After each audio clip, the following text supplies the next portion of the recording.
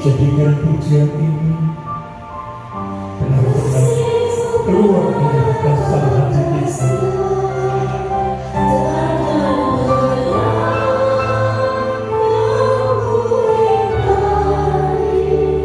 Aku mau sungguh-sungguh mencintai Engkau.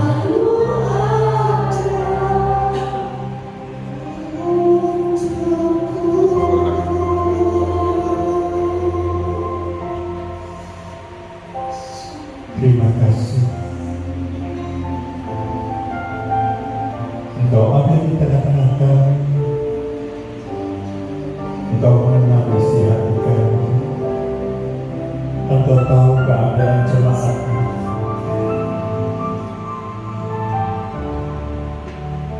Kasih yang Tuhan berikan akan mengubah hidup saudara.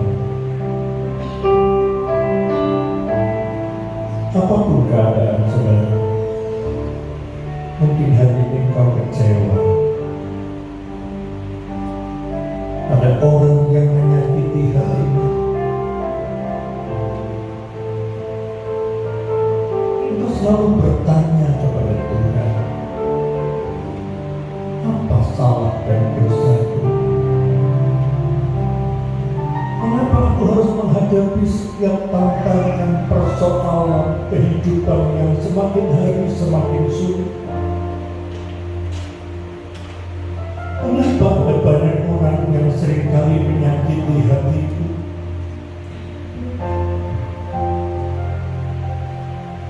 Mungkin hari ini engkau merasa Tuhan tidak di pihak saudara. Percayalah pada pagi hari ini, kasih Bapa yang selalu membalut luka hati saudara, kasih Bapa yang selalu mengubah nasib hidup saudara, kasih Bapa yang menyembuhkan segala sesuatu penyakit dalam hidup. Terima kasih Roh Kudus.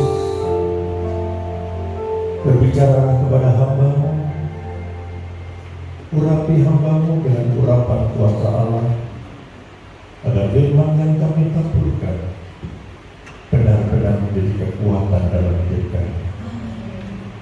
Dalam nama Tuhan Yesus, kami alaskan segala doa dan permohonan kami. Haleluya, amin. Shalom Bapak Ibu. Belum semuanya. Mungkin ada yang belum sarapan pagi. Belum. Shalom Bapak Ibu. Ini kelihatan kalau dipaksakan.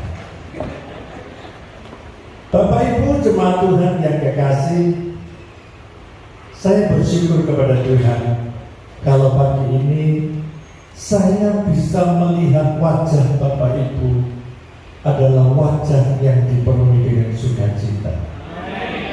Bukan wajah yang terpaksa harus tertawa, tetapi itu murni keluar dari dasar hati kita.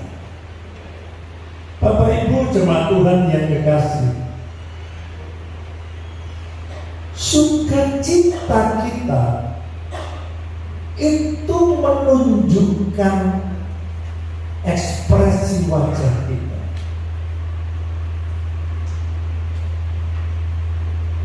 Kok diam semua? Waktu Bapak Ibu berada di depan, dan pada waktu Bapak Ibu sebagai asal menyalangi jemaat Tuhan, saya ini bisa merasakan aura wajah saudara. Kalau Bapak Ibu menyambut dengan senyum dan tertawa yang menyenangkan hati jemaat Tuhan, saya percaya bangku-bangku yang kosong dipenuhi dengan jiwa-jiwa baru. Kenapa? Karena Bapak Ibu menyambut jemaat Tuhan penuh dengan ekspresi wajah yang dipenuhi dengan sukacita. Berbeda ketika Bapak Ibu menyambut jemaat Tuhan dengan ekspresi wajah yang merenggut. Apa sih kata-kata merenggut itu? Ekspresi wajah yang kelihatan kayak buah pepaya, panjang mukanya, nggak ada senyuman sama sekali. Tetapi ketika Bapak Ibu menyambut jemaat Tuhan itu dengan ekspresi wajah yang berbeda, maka jemaat Tuhan itu merasakan sukacita juga. Kok aminnya cuma 2? Ekspresi wajah itu menentukan bagaimana keadaan saudara dan saya.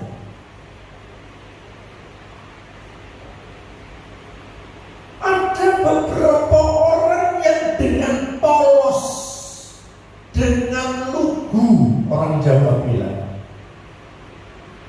dia itu selalu mengutarakan isi hatinya apa adanya.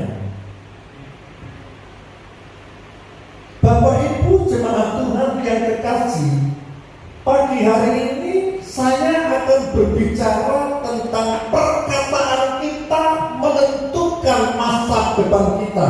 Yang percaya katakan amin. Jadi apa yang kita katakan itu ada hubungan yang erat dengan masa depan kita.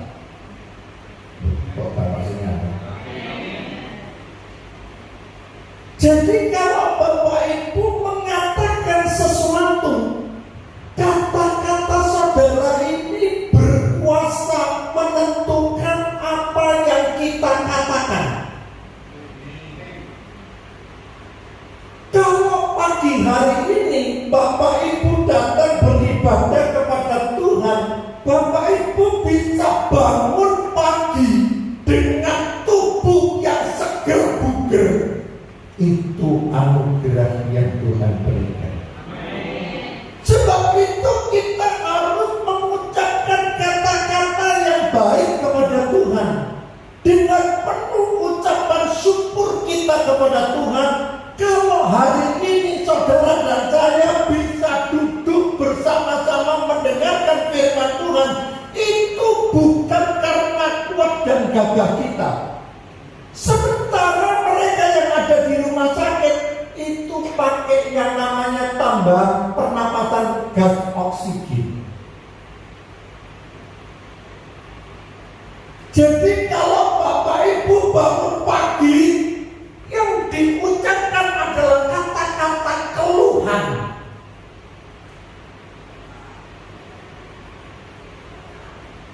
Setiap kita bangun pagi, Bapak Ibu harus bersyukur kepada Tuhan.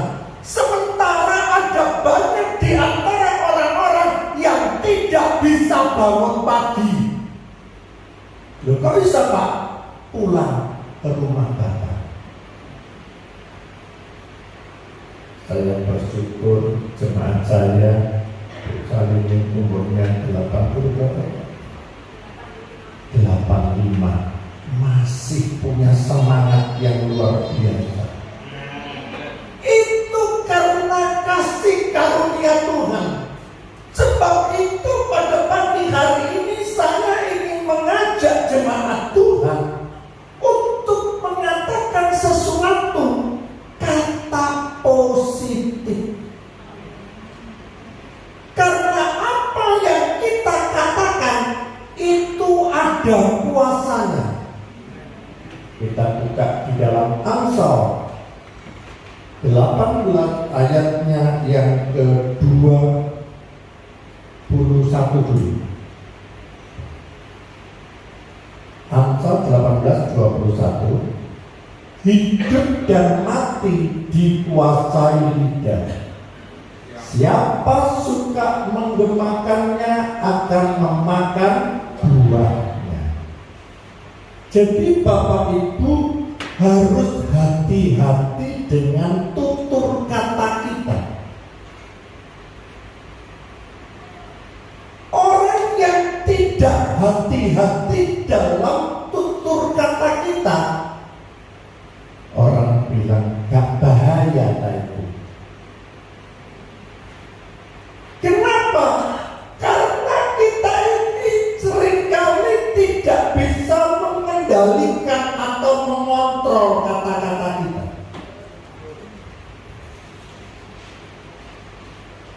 Bapak Ibu jangan berkata betul.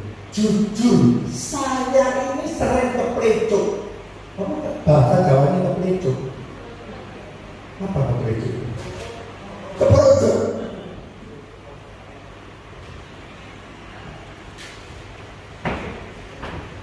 Tidak ada seorang manusia di dunia ini yang tidak pernah keperucut atau keplecuk. Betul ya?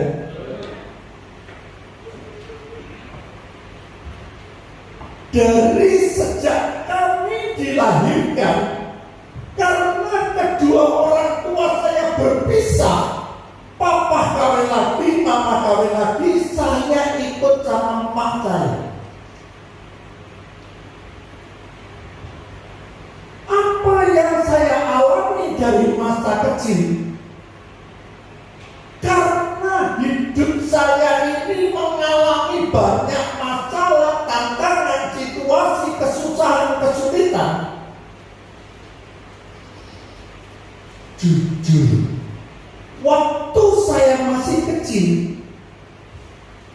saya itu bertanya pada diri saya, kenapa Tuhan Engkau melahirkan saya di dunia ini, papa dan mamaku berpisah. Waktu saya masih kecil, saya melihat teman-teman saya sekolah diantar naik mobil mewah. Waktu itu tidak ada yang mengantarkan saya sekolah. Maka dalam hati dan pikiran saya pada masa kecil itu, saya itu kuciwa. Apa Bapak Ibu? Karena saya kecewa dengan kehidupan saya, maka apa yang saya katakan dalam pribadi saya itu selalu mengutuki diri saya sendiri. Ya memang aku ini dilahirkan dari papa dan mama yang bercerai. Ya karena aku ini dilahirkan dari orang yang miskin. Saya selalu menyalahkan diri saya sendiri. Dan saya selalu membandingkan hidup saya dengan orang lain. Dari masa kecil saya itu terbawa sampai saya dewasa. Sempat satu ketika saya tidak bisa kuliah, saya itu malu dengan teman-teman saya. Lalu saya mulai berpikir, kok tambah sulit, tambah susah. Delok konco-konco kuliah, aku gak iso kuliah. Tapi di saat seperti itu yang keluar dari perbendaharaan kata-kata saya itu keluhan. Saya selalu mengeluh dengan keadaan saya pada masa kecil saya. Dan ketika saya bertumbuh menjadi dewasa dan tidak bisa kuliah, dan saat itulah kemarin saya kecewa, saya selalu mengucapkan mati ya Yesus.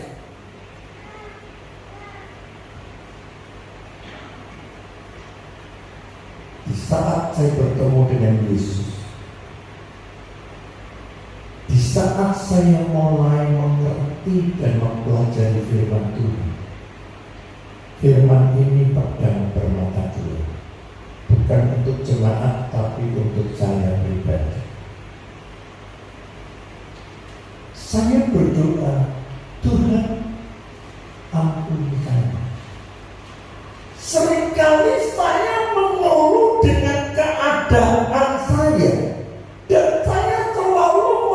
membandingkan hidup orang lain dengan saya. Waktu saya baca firman Tuhan, saat itu saya membaca kisah seorang yang bernama Yusuf. Yusuf ini ketika dia bertumbuh dalam satu keluarga, Yusuf ini paling disayangi bapaknya. Di saat seperti itu saudara-saudara Yusuf itu ngiri. Dan saat itu Yusuf ini karena saudara-saudaranya itu iri, dia mau dibunuh oleh saudara-saudara. Tapi di antara saudaranya yang dikatakan jangan dibunuh, buang saja ke sumur. Dan Yusuf dibuang. Di saat Yusuf dibuang, di saat itu Yusuf dijual oleh saudaranya kepada keluarga Potifar. Ketika Yusuf dijual di keluarga Potifar, Yusuf ini melakukan sesuatu yang baik sehingga dia dipercaya keluarga Potifar untuk mengelola seluruh kekayaannya. Dan saya garis bawahi, apa yang dikerjakan Yusuf selalu berhasil. Sehingga Potifar sangat senang kepada Yusuf. Perhatikan, iblis itu tahu celah di mana Yusuf berada. Di saat seperti itu, istri Potifar ini tersepona.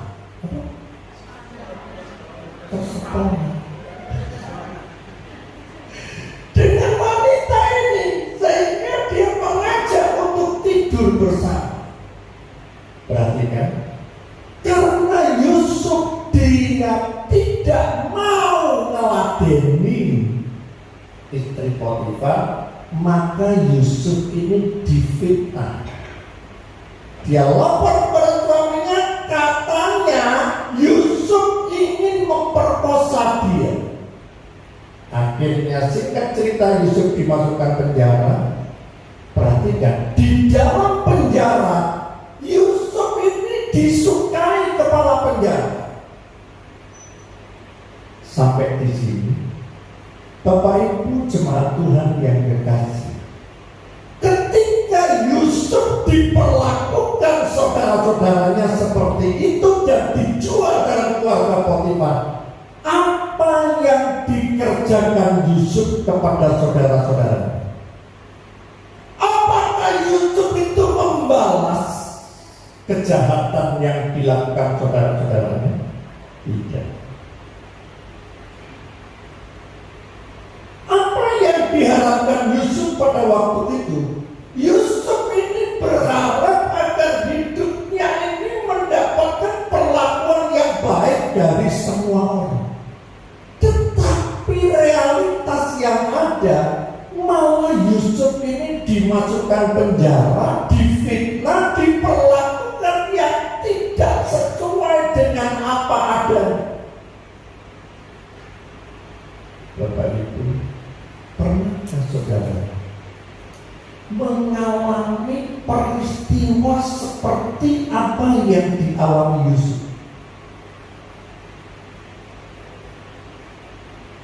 Kalau Bapak Ibu tidak pernah mengalami peristiwa yang dialami Yusuf, apa yang kita keluhkan dalam hidup kita sekarang ini? Kalau Bapak Ibu bandingkan hidupmu sekarang dengan hidupnya Yusuf pada waktu itu, Bapak Ibu, hidup kita sekarang ini lebih baik dari apa yang Yusuf alami pada waktu itu. Sekalipun dia difitnah, sekalipun diperlakukan yang tidak baik oleh saudara-saudaranya, Yusuf dia tidak pernah membalas kejahatan dengan kejahatan.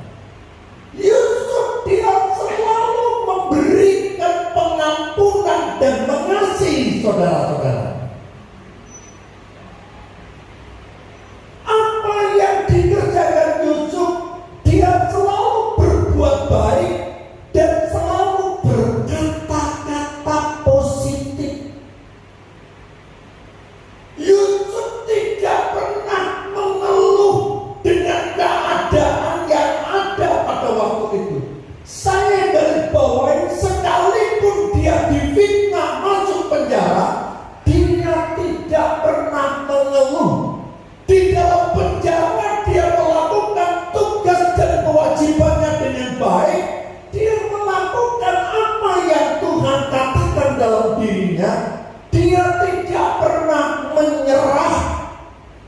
keadaannya. Mengapa kita sering mengeluh dengan kondisi dan keadaan hidup kita sekarang ini?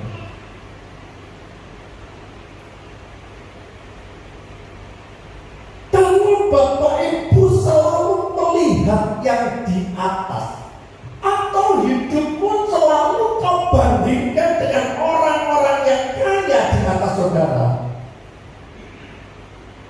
Bapak Ibu tidak pernah ada habisnya. Setiap orang itu tidak pernah puas dengan apa yang ada.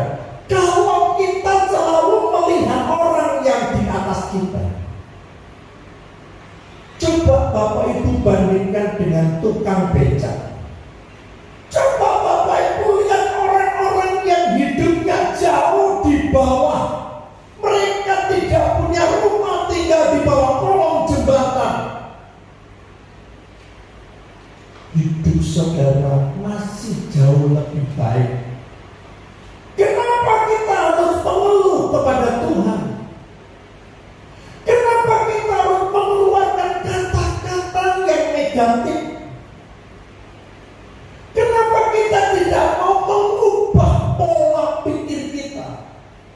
Kenapa kita selalu mengeluh? Kenapa Tuhan kau biarkan hidupku menderita? Kata-kata yang kita ucapkan itu akan berakibat negatif. Seringkali kita tidak pernah menyadari apa yang kita ucapkan. Mohon maaf, terkadang ada orang-orang yang memang memancing dengan kata-kata supaya Bapak Ibu emosi. Loh, kok tertawa? Ada orang yang memang suka apa? Besar, apa besar? Jebak, mancing dengan kata-kata itu supaya dia marah. Hidup kita ini itu dikuasai oleh perkataan lidah kita. Kalau kita itu selalu mengatakan sesuatu yang negatif, yang membuat orang lain jadi tersinggung dengan kata-kata kita, yang membuat orang lain jadi marah kepada kita, Bapak Ibu, maka kita tidak akan menikmati kasih yang Tuhan janjikan. Kalau kita mau mengubah hidup kita, mau mengendalikan tutur kata kita, saya yakin dan percaya hidupmu akan diubahkan oleh Tuhan seperti yang dialami Yusuf. Saudara diangkat sederajat dengan para bangsawan, diberi kursi kehormatan karena apa yang Bapak Ibu lakukan. Satu, menyenangkan hati Bapak. Pelayanan Bapak Ibu di tempat ini bukan menyenangkan gembala saudara. Pelayanan Bapak Ibu di tempat ini hanya untuk menyenangkan hati Bapak. Saya yakin dan percaya ketika Bapak Ibu melakukan segala sesuatu, apa yang Bapak Ibu kerjakan untuk menyenangkan hati Bapak, saya percaya tutur kata saudara adalah tutur kata yang membangun satu dengan yang lain. Tutur kata yang seringkali mendorong untuk kita lebih semangat melayani Tuhan, bukan menjatuhkan satu dengan yang lain. Sebab itu mari jemaat Tuhan yang kekasih, kita bisa mengendalikan tutur kata kita ketika kita setia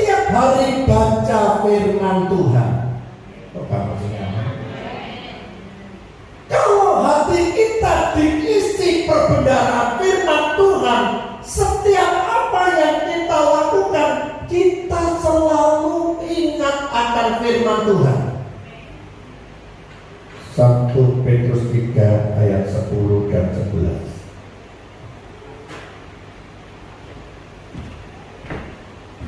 Saya ingin membaca firman ini barengan supaya ada persatuan dari tutur kata kita. Siap? 2, 3. Siapa yang mau mencintai hidup, sampai di sini, sopo sing gak mencintai hidupmu. Saya yakin dan percaya setiap orang yang ada di sini selalu mencintai hidupnya sendiri. Saya lanjutkan, 2, 3. Dan mau melihat hari-hari baik. Ia harus menjaga lidahnya terhadap yang jahat dan bibirnya terhadap ucapan-ucapan yang menipu. 11. Ia harus menjauhi yang jahat dan melakukan yang baik. Ia harus mencintai perdamaian. Saya garis bawahi, mencintai perdamaian dan berusaha mendapatkannya. Saya yakin dan percaya kalau saya bertanya kepada seluruh jemaat Tuhan, semua akan menjawab, saya mau mencintai hidup saya. Loh, kok kalau sini aneh? Saya mau melakukan perdamaian.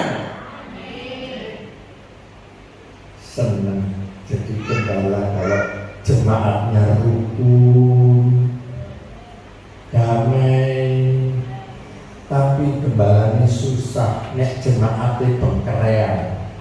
Apa sih kata-kata bengkerean? Ini gak ngerti ya. Saya percaya bahwa apa yang kita kerjakan itu Tuhan melihat dari atas. Jadi pelayanan kita itu selalu menyenangkan hati Bapa. Dan ketika Yusuf dia selalu menyenangkan hati Bapa, perhatikan apa saja yang dikerjakan Yusuf, dia selalu berhasil. Jadi kalau hidupmu belum berhasil, tolong koreksi dan introspeksi. Apa ono sing salah dari tutur kata kita? Apa ada sesuatu yang kurang berkenan di hati Bapak? Kita mau koreksi. Dan saya percaya setiap orang yang ada di tempat ini, kita mau koreksi. Kita mau introspeksi. Mengapa kita harus koreksi dan introspeksi?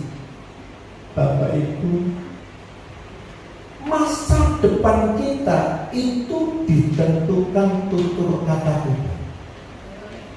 Kalau kita tidak mau introspeksi dan koreksi dari dalam diri kita, jangan harap hidupmu diubahkan oleh Tuhan.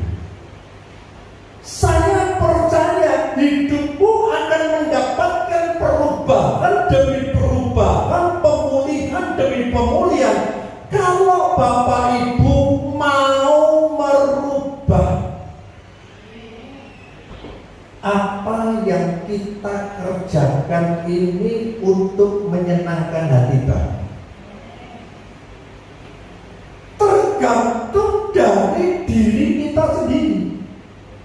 Orang lain itu hanya bisa memberi nasihat. Saya sebagai gembala, saya itu selalu memberi nasihat firman Tuhan. Loh, apa yang saya berikan kepada jemaat dilakoni apa gak dilakoni, saya gak ngerti. Tapi yang firman Tuhan katakan, hidup saudara itu akan diangkat sederajat dengan para bangsawan, diberi porsi kehormatan seperti apa yang dialami Yusuf. Memutuskan sesuatu untuk merubah ini tidak mudah. Ada orang bicara, waktu kena diobati, watak, kok iya? Jadi kalau Bapak Ibu jemaat Tuhan mau menuruti firman Tuhan, sekalipun itu watak kita tidak bisa diubah, kalau Roh Kudus yang menjamah hidup saudara bisa diubahkan oleh Tuhan. Dan saya yakin dan percaya setiap orang yang ada di tempat ini pasti mengalami perubahan demi perubahan, dan berkat Tuhan dicurahkan dalam hidup saudara dan saya. Bapak Ibu jemaat Tuhan yang kekasih, memang dalam kehidupan kita, hidup ini tidak semudah membalikkan tangan. Kenapa saya katakan hidup ini selalu berjuang? Tanpa ada perjuangan, berjuang untuk mengubah, ini tidak mudah Bapak Ibu.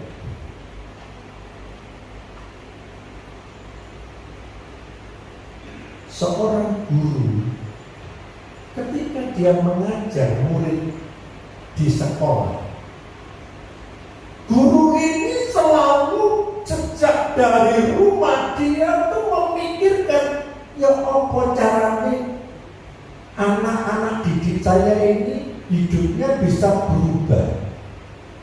Anak buah kan? Oh, kalau jadi seorang guru itu selalu punya pikiran bagaimana caranya supaya apa yang diajarkan itu bisa masuk dalam hatinya dan dia bisa berubah dari yang tidak baik menjadi baik. Tapi kalau guru itu ngajar, muridnya gak berubah, dikandani, dituturi, diberikan pelajaran, tidak pernah ada perubahan hidupnya, maka guru itu akan introspeksi dirinya. Betul ya Bang ya? Tapi saya yakin dan percaya ketika murid diajar dan berubah hidupnya, maka guru itu merasa berhasil bisa ngajari muridnya berubah. Mohon maaf, kadang dalam diri kita kalau dengar firman Tuhan mau mengubah, pulang dari gereja wangepong, merubah karakter hidup kita. Saya jadi gembala itu saya berdoa kepada Tuhan, jangan sampai saya bisa ngajar jemaat tapi gak bisa ngelakoni. Kok dulu ini bener, ngajar itu gampang, ngelakoni itu loh sing aneh. Jadi lebih baik hidup kita ini jadi teladan supaya orang melihat, oh saya ini berubah ya. Mohon maaf, saya itu sering melihat dalam keluarga dan rumah tangga. Bapak Ibu tahu, persoalan yang terjadi itu bukan masalah besar. Suami istri bertengkar itu gara-gara kata-kata. ngerasa, sing gak ngerasa gak usah disenggol.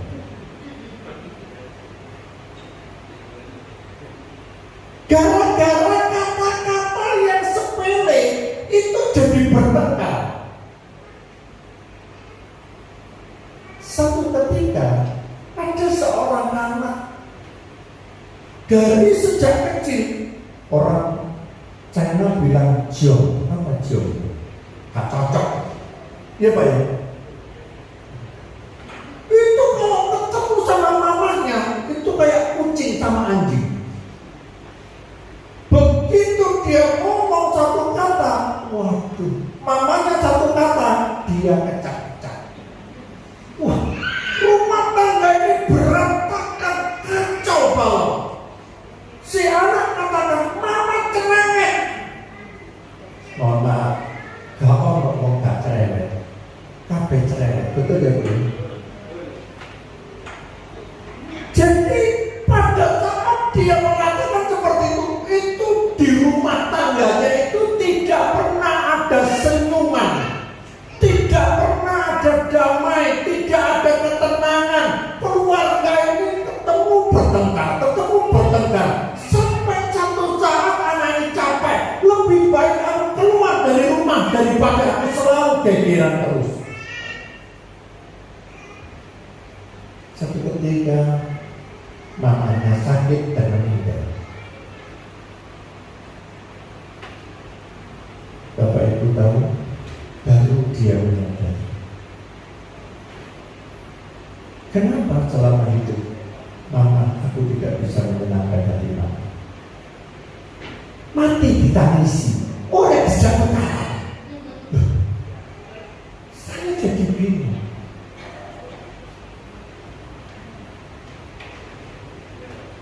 Kalau hidup kita tidak bisa menjadi teladan yang baik, bagaimana kita bisa menjadi contoh? Tuhan itu ingin ada sebuah perubahan dalam hidup kita. Jadilah seorang tua, seorang papa, seorang mama yang jadi teladan bagi anak-anaknya. Mohon maaf, seringkali orang zaman dulu anak ini molos, mana. Betul ya? Ada yang 15, keluarga saya 11, keluarga mama saya.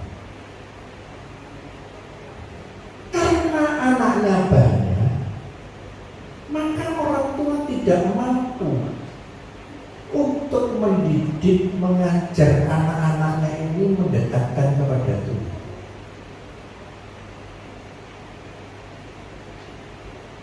Kapan didiknya? Mari meteng, nglairno, karo meteng maneh. Lahirno, ora meteng maneh. Jujur, ono sing. Bagaimana orang tua bisa mengajar dan mendidik anak? Tapi kalau kita ini percaya kepada Tuhan, maka Tuhan itu akan memberikan kepada kita nasihat firman Tuhan. Dan saya melihat orang-orang Jepang itu dia punya prinsip satu. Papahnya itu sebagai raja. Jadi kalau dia berhak berkata kepada papahnya, dia itu selalu menundukkan diri. Dia selalu menghormati seperti seorang raja. Dan tutur katanya, dia selalu sopan kepada papahnya. Dan dia berkata, kalau kamu bisa menghormati orang tuamu seperti raja, hidupmu akan diberkati Tuhan. Dan ternyata benar, orang-orang Jepang itu sukses luar biasa. Kuncinya cuma satu, menghargai dan menghormati kedua orang tuanya. Dan saya percaya seluruh jemaat Tuhan di tempat ini mau menghargai dan menghormati orang tua kita. Dan apa yang dikerjakan Yusuf pada waktu itu menjadi teladan dalam hidup saya.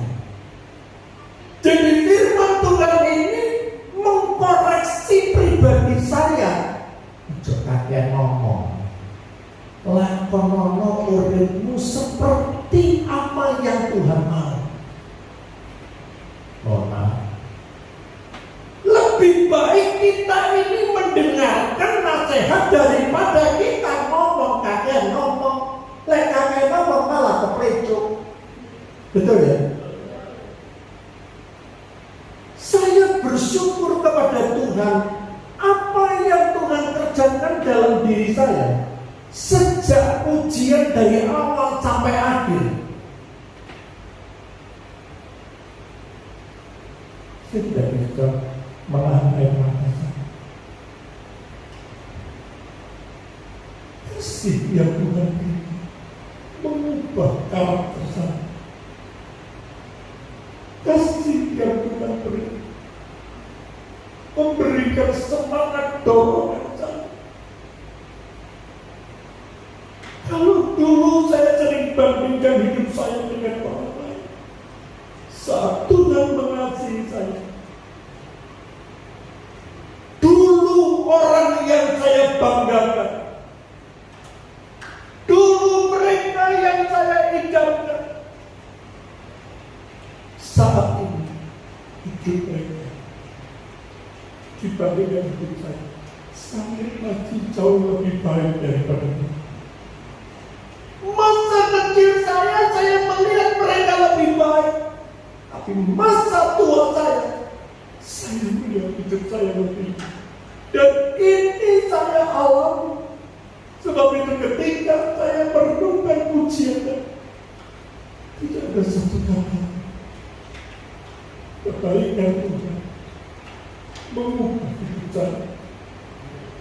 Kasih Tuhan mengubah hidup saya. Apa yang saya alami dulu ternyata Tuhan memberikan hikmah. Dan saya tidak pernah menyalahkan kedua orang tua saya. Tapi saya bersyukur kepada Tuhan kalau Dia selalu mengubah hidup saya. Dan saya percaya, saya berdoa seluruh jemaat Tuhan akan mengalami perubahan demi perubahan, mujizat demi mujizat, pemulihan demi pemulihan. Itu akan terjadi dalam hidup saudara kalau saudara mampu mengendalikan kata-kata saudara, dan saudara harus percaya bahwa setiap tutur kata saudara ada kuasa. Sebab itu katakan yang baik, katakan yang positif, jangan mengeluh. Jangan membandingkan hidupmu dengan orang lain, tapi percaya siang hari ini Tuhan ada di dalam kita. Dia akan memberikan kepada saudara pola berpikir yang baik. Ketika saudara melakukan pola berpikir yang baik, yang ada dalam hati saudara itu bukan mencaci maki orang lain. Yang ada dalam hidup saudara itu mengasihi saudara-saudara satu dengan yang lain. Karena kasih itu mengubah hidup saudara. Mungkin saudara berkata, tidak mungkin aku bisa mendapatkan perubahan. Aku ini kasar, aku orang yang suka berbicara yang tidak baik. Percayalah, Roh Kudus sanggup mengubah hidup. Dia sanggup memberikan sesuatu yang tidak pernah kamu pikirkan sebelumnya. Mari kita tundukkan kepala. Dia tidak jauh dari hidup saudara.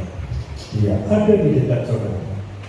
Kalau Yusuf, sekalipun dia diperlakukan oleh saudara-saudaranya, sekalipun dia difitnah oleh istri Potifar, sekalipun dia harus masuk dalam penjara, Yusuf dia selalu berbuat baik.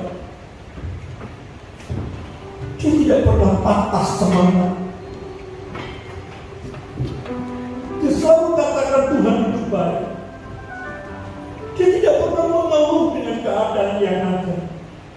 Dia selalu melihat masa depan yang cerah. Dan dia punya Allah. Ketika Tuhan berkata, terang, jadilah terang. Jadi perkataan itu ada kuasa. Bagi hari ini, katakan dalam hidup saudara, hidupku diberkati Tuhan. Amin. Aku sehat. Amin. Aku kuat. Amin. Maka itu yang terjadi dalam hidup saudara. Amin. Jadi tolong tutupi dirimu sendiri. Memang aku bodoh. Memang aku orang yang gagal. Memang aku orang yang gak mampu.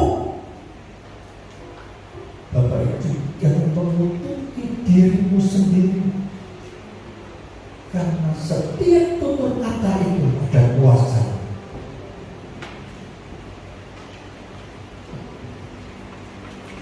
Tutup mata saudara.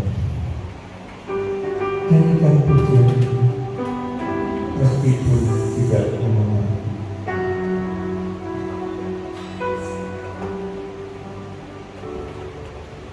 Meskipun aku mengerti Bapak Ibu, apa yang ku alami, mungkin hari-hari itu engkau bertanya dalam ku dirimu, yakin Tuhan punya saudara tidak mengerti kenapa keadaan hidup ini sulit.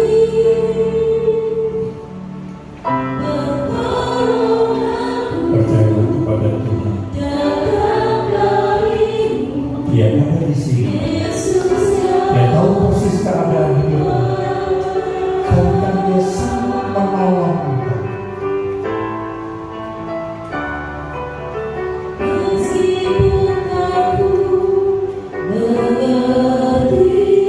Nyanyikan pujian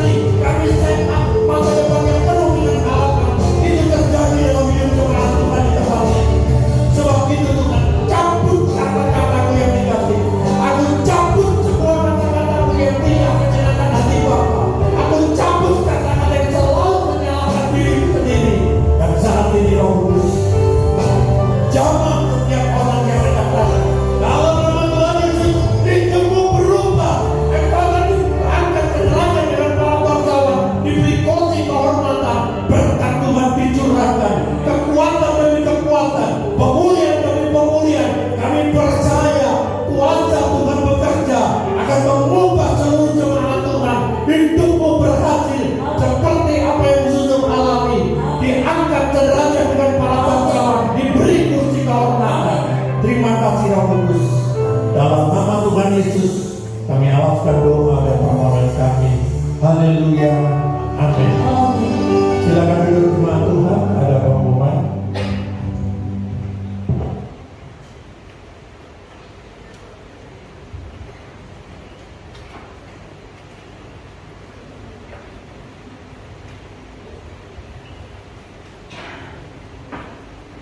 Puji nama Tuhan, Shalom.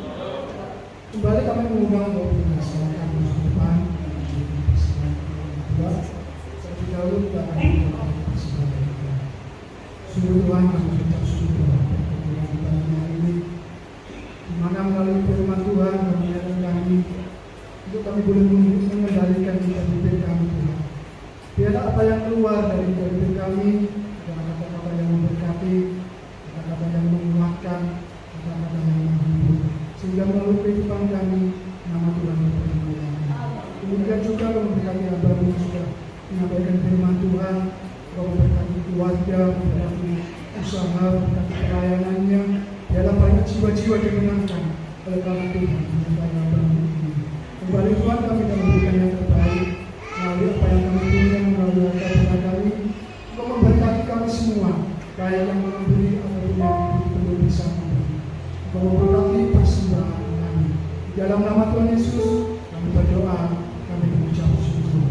Haleluya, amin. Saya akan sampaikan kegiatan kita dalam ibadah sepekan. Pada hari Senin 24 Juni 2024, ibadah kaum wanita dimulai jam 17 atau jam 5 sore. Kemudian hari Selasa 25 Juni 2024, doa puasa dimulai jam 10 pagi. Kemudian hari Rabu 26 Juni 2024, ibadah tengah minggu dimulai jam 18 atau jam 6 sore. Adapun para pelayan untuk hari Rabu, WL-nya Bapak Puji Prayoga, Singernya Bu Lisa, Bu Bob dan Ci Licu. Kemudian terima tamu Bapak Bagus dan Bapak Prayogo. Untuk multimedia Yona, untuk tugas kolekan Bu Loyo dan Bu Indro. Kemudian hari Sabtu 29 Juni 2024, ibadahnya dimulai jam 18 atau jam 6 sore. Kemudian hari Minggu 30 Juni 2024, ibadah raya dimulai jam 9 pagi. Demikian pengumuman. Kembali kami mengundang Bapak Ibu bangkit berdiri. Kita akan nyatakan kepada Tuhan melalui doa kita.